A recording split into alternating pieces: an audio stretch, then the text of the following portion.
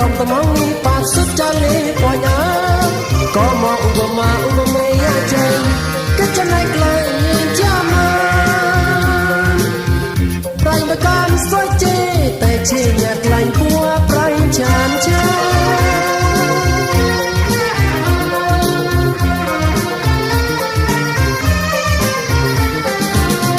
và đó đây xoay khê từ vi xoay tê tí pré prem chô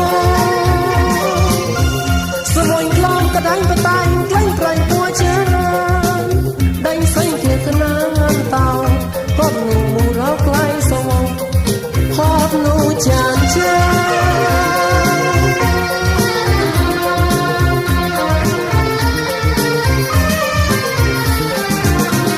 cao xe ngang lệ chế lô mì xói tê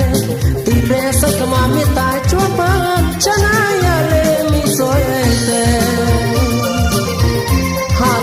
trong vật hoa tận ai của trái chan có như ta nấu to to khó xót mơ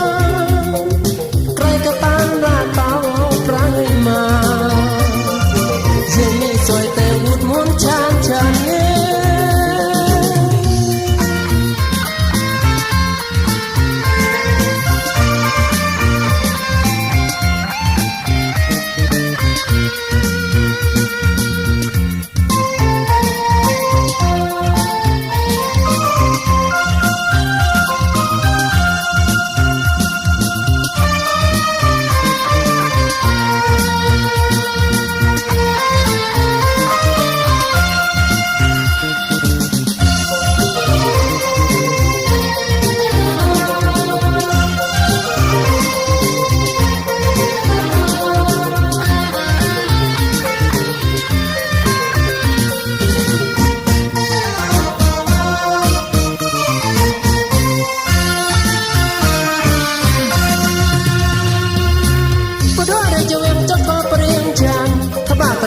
tâm hóng